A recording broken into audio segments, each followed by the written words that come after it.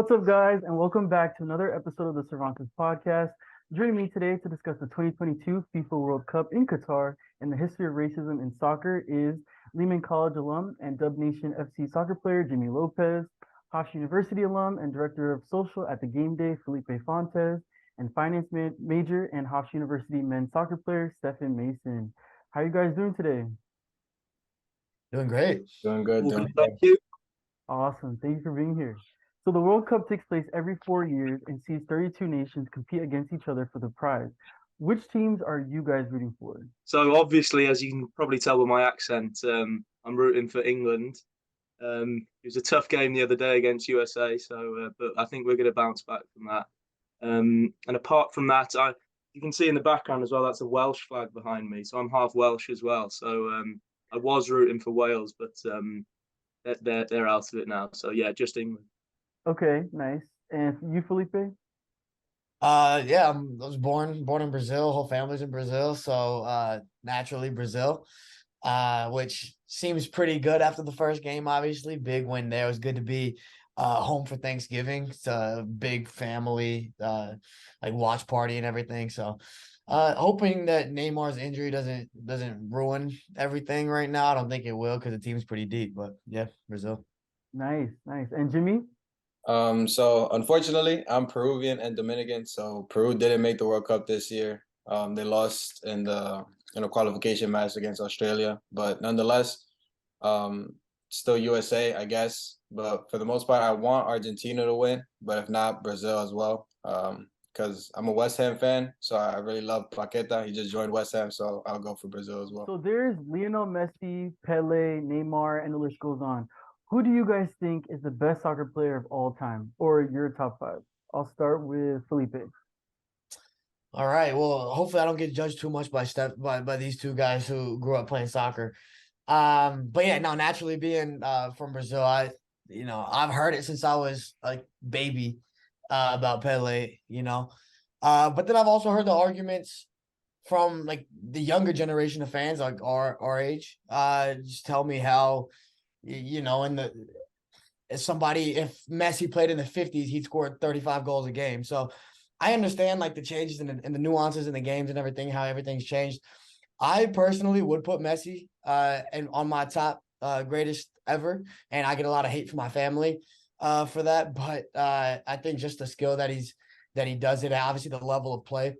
I'd love to see him play in the Premier League, which he hasn't. But I'd put Messi up there, and then I'd probably have Ronaldo in my top five. I don't say I have a clear cut top five, but obviously a lot of Brazilians come to mind, Ronaldinho and. Man, there's so many. So I'll just go ahead and say my number one. I'll go with Messi. Yeah, I'm gonna have to go. I'm gonna have to go Messi as well.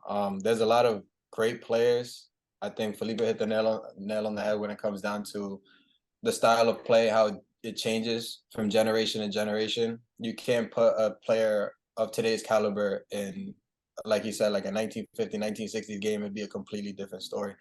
I feel like the greatest to ever do it will always be Messi for me. I'm a really big fan of Ronaldinho, but I think it goes Messi, Ronaldo, Ronaldinho, Pele, and then probably Maradona or R9.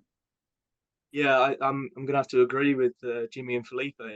Messi's my number one, just because of the way he plays is so joyful to watch him play compared to other people, as well as the fact that he's got incredible stats as well.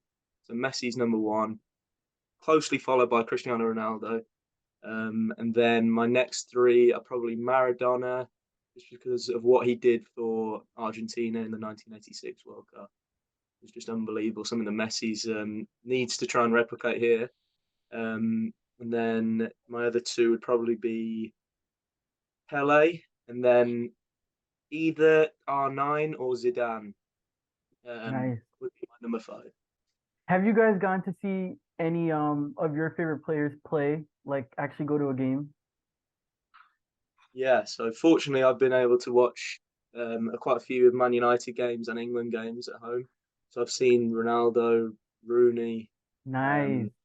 and then yeah, quite a lot of the most famous Man United players. And I also got to see like Xavi and Iniesta as well when England played Spain a few years ago.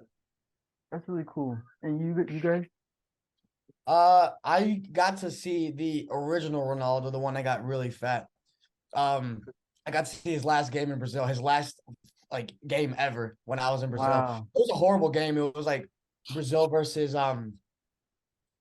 very bad like small like country team and like man I don't remember. It might have been actually yeah maybe a European team. But it was cool to see his last game. He was horrible at that time, but yeah.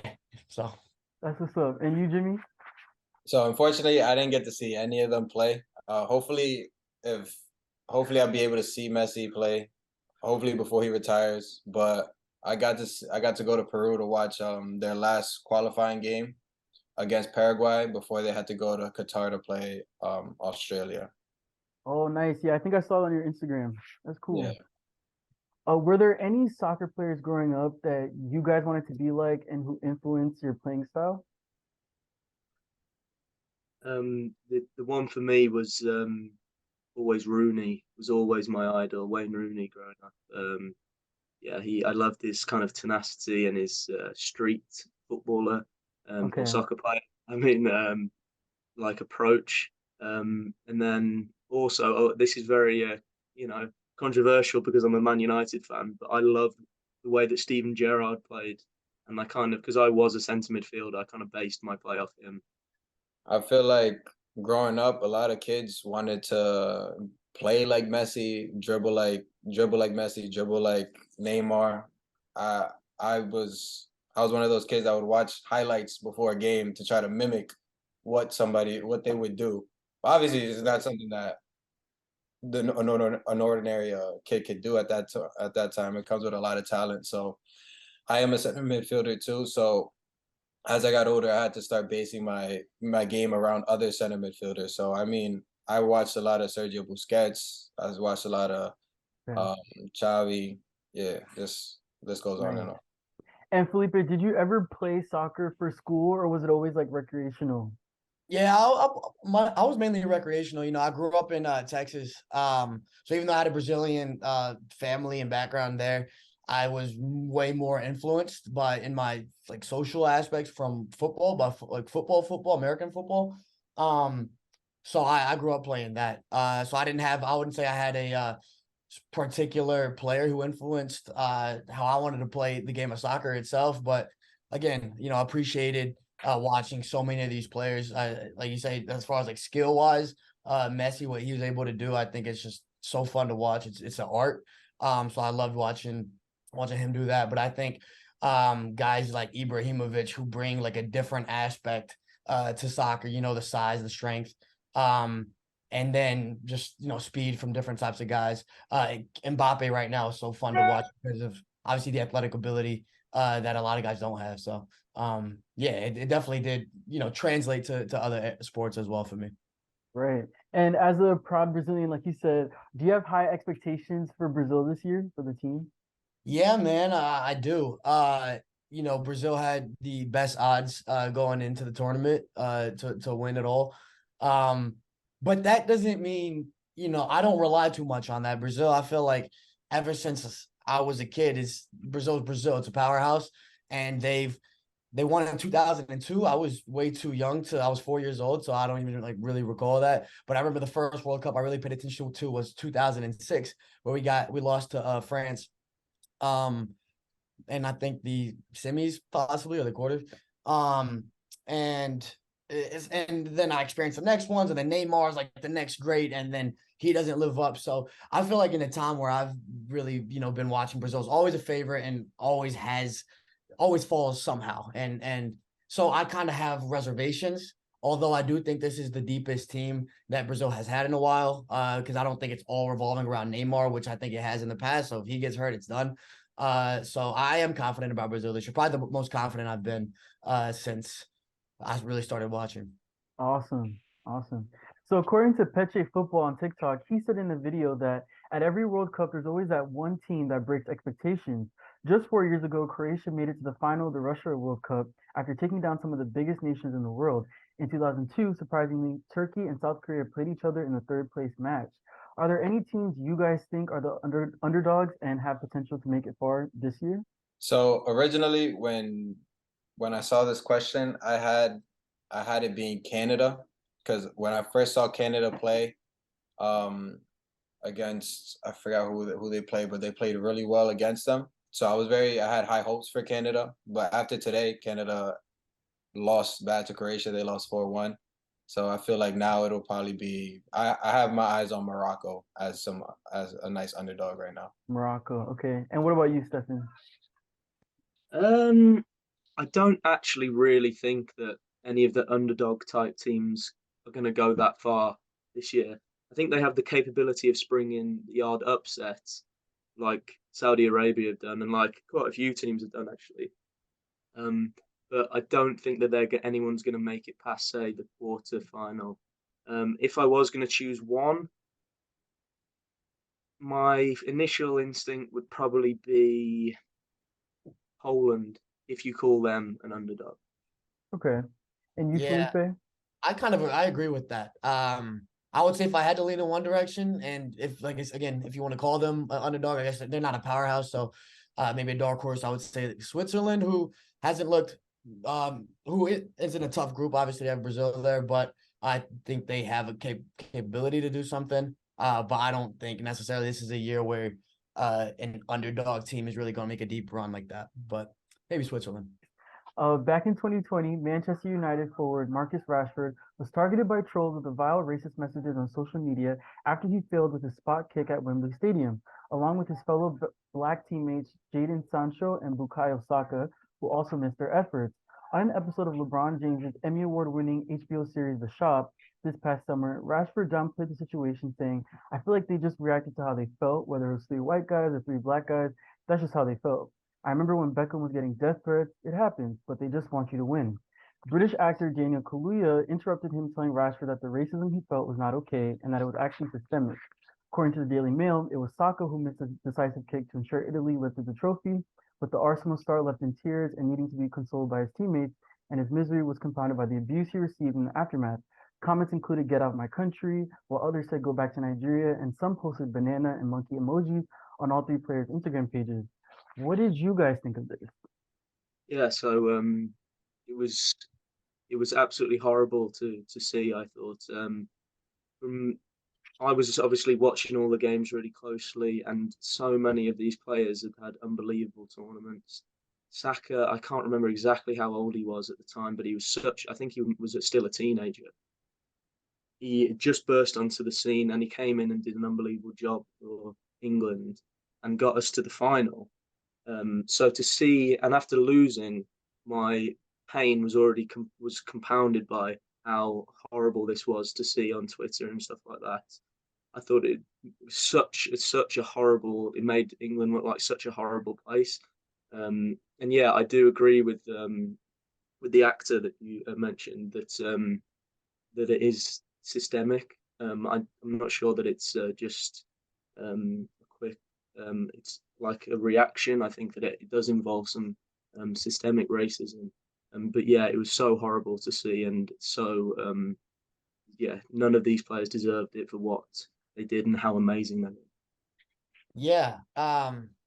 It's obviously again like it doesn't even have to be said about how bad of a situation that was, and I'm obviously caused shockwaves around the world.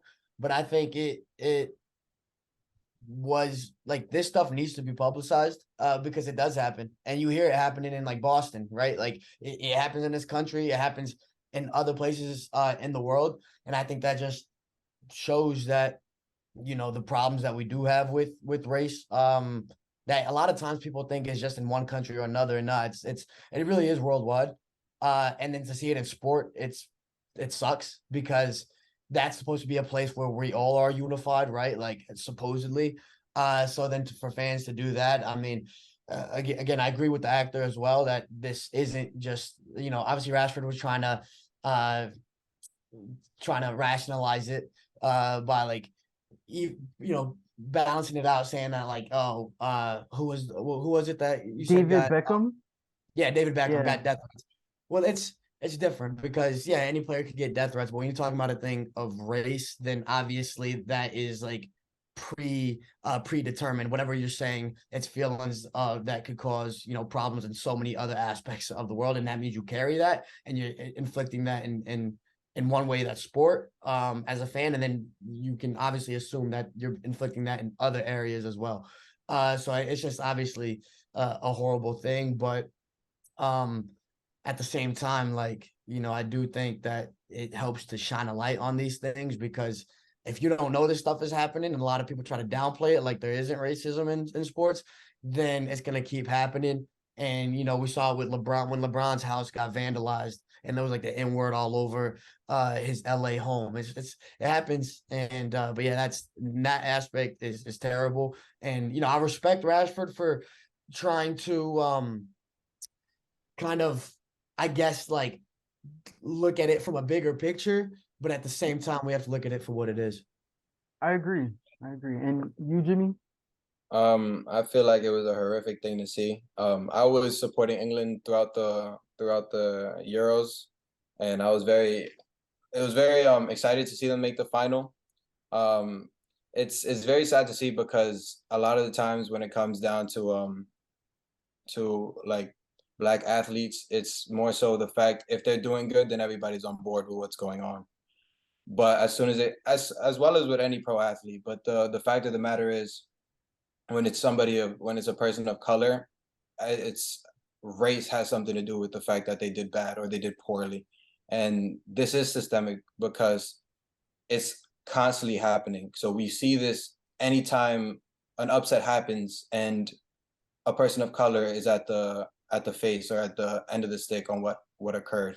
And a lot of these guys come from like places in Africa, and they choose to play for their home country. So they consider these countries to be their home countries, and to play for them and then to not get the respect that they deserve is very hard to see, and it's very sad to see.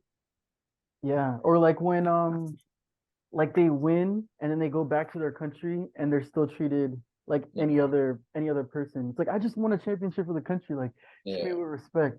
Yeah, it sucks to see, because like, I get it. Like, sports are serious. Like, people will take soccer it's almost like a religion.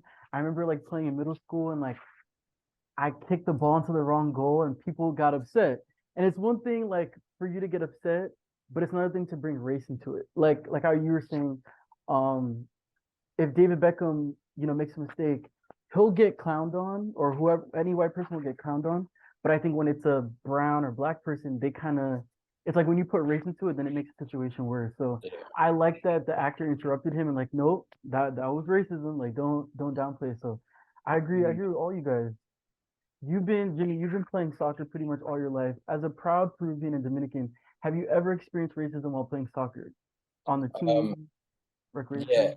Yeah, of course. The good thing about growing up, obviously in New Rochelle, it was very diverse in New Rochelle. So I never felt as if I was like weirded out by anything. And there was a lot of like also white people that were accustomed to being around people like myself, and Hispanic people, Black people, you get me? So it was very nice. But when you play against other teams that haven't quite been around minorities often, they feel as if they can get a pass to say certain things. They feel like they're entitled to say these things.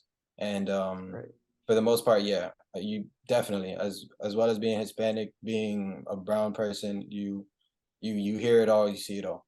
Right, that's so true. And Jimmy and I are from New Rochelle, and it's a big Latino population, but it's also very diverse with many different cultures. So you definitely feel it's kind of like a bubble. Like, I didn't really experience any type of prejudice until I left that bubble, and I was like, oh, I thought everywhere was like New Rochelle. Like, wow. Oh, so it's interesting.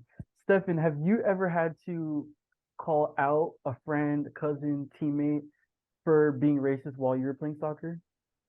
Yeah, unfortunately, I have actually. It's to one of my a family member who made a snide remark, and I just had to say no, I don't agree with that whatsoever. But overall, that there have been very, very few occasions. That's the only occasion that I can think of that something like that's happened. I grew up in Birmingham in England, which is also very diverse. Okay. There's a lot of black people, and there's a lot of people from India and Pakistan, and all over the place. And yeah, so I'm lucky that I've been around everyone my whole life, and obviously coming over to America as well.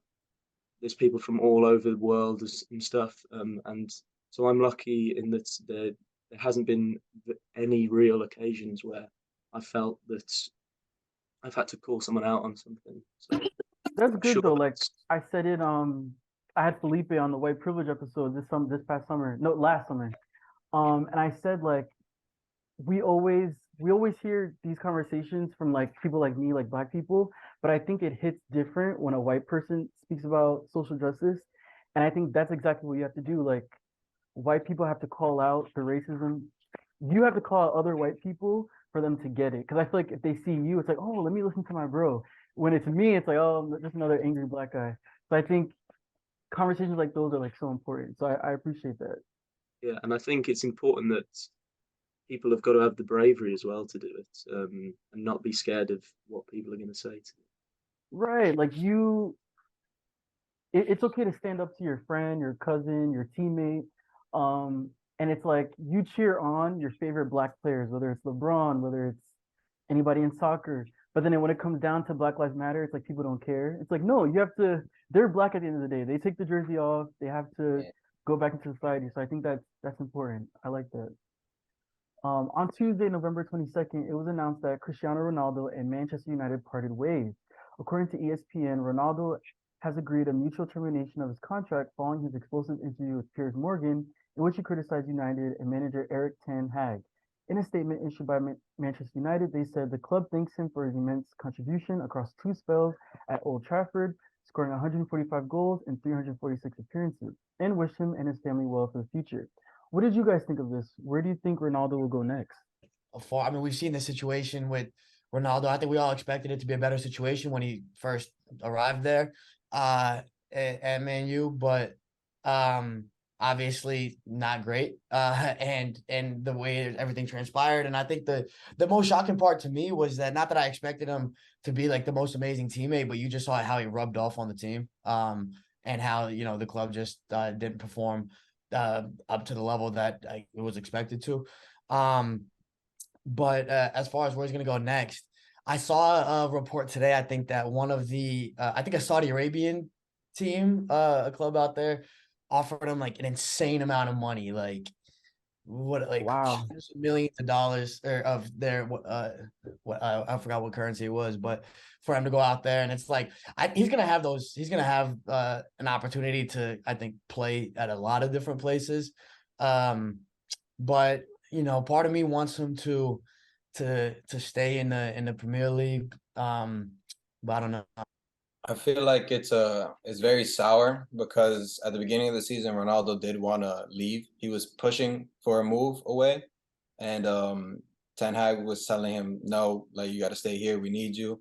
And then just to have him on the bench, I feel like was very disrespectful to him. Not only was Ronaldo also being disrespectful to the team, walking out early during matches and things like that, but it's a very sour subject, especially for one of the greatest to ever play the game, to see him on the bench week in and week out. But for the most part, I feel like Ronaldo wants to continue playing at a high level for as long as he can. So we'll know more at the end of the World Cup. But for the most part, I feel like he's still going to try to place in Europe.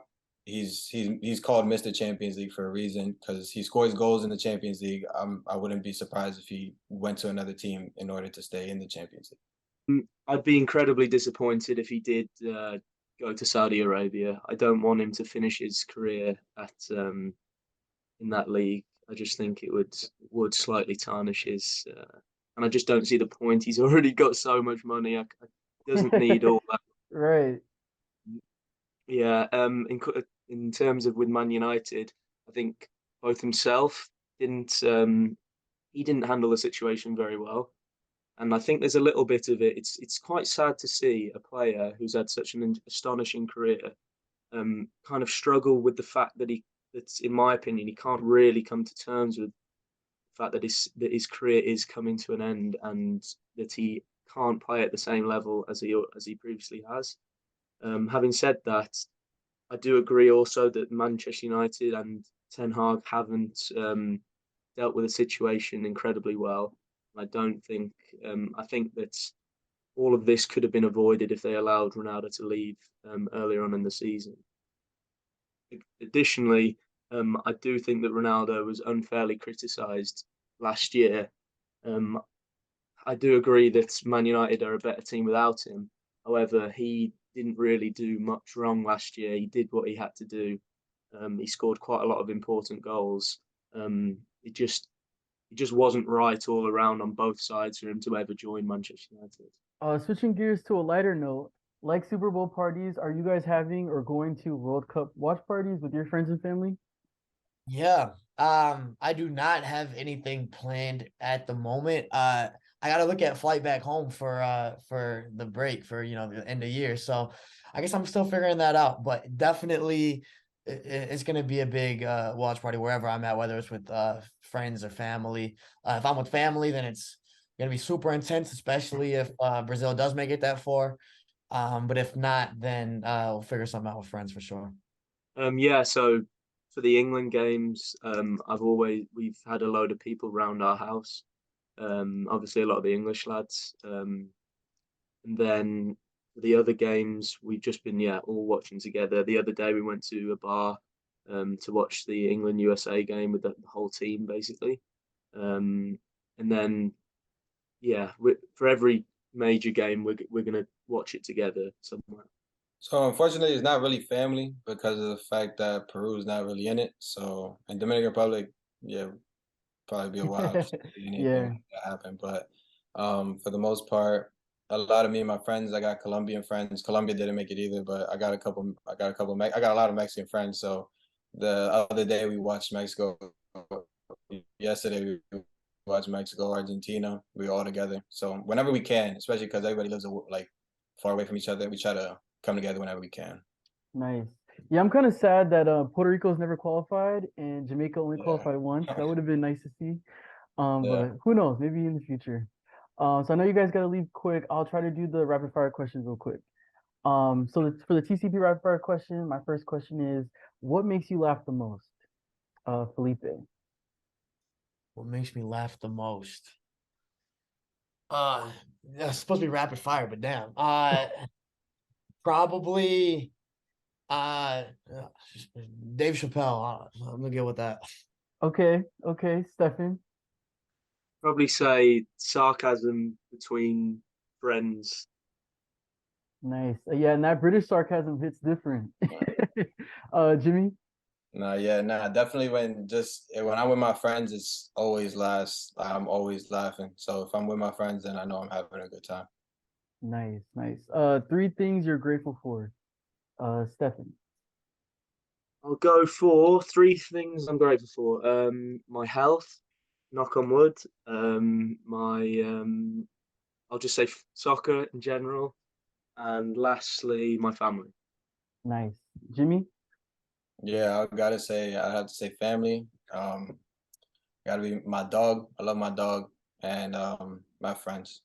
Nice. And Felipe. Yeah, I'll go family number one. Absolutely. Um, for sure, friends. It sounds cliche, but it is. And I think sports in general, love it, and I think right now it's such a rich time with everything going on. So definitely sports. Nice. It's a nice outlet. Yeah. So, what would you tell your younger self? I'll go with Jimmy. Um, I tell my younger self that things do get better. So just stick it out and you'll see. Facts. Felipe. Uh, I would, tell my younger self to not stress too much about where you're gonna be in a couple of years, where you're gonna be. I think I always am just so focused on, being reaching the next level and like peak and stuff like that. And sometimes you miss the moments that are happening right then. So I would just say enjoy the moment, enjoy now, and everything works out and in a given time. I like that. And Stefan. I'd tell my younger self to put down that beer. I think. No, Nice. I'm joking. I'm joking. Oh, I'd okay. never I'd say to focus on the right things in life. I like that. I like that. Last rapid fire question. Where do you see yourself in 5 years? I'll start with Felipe.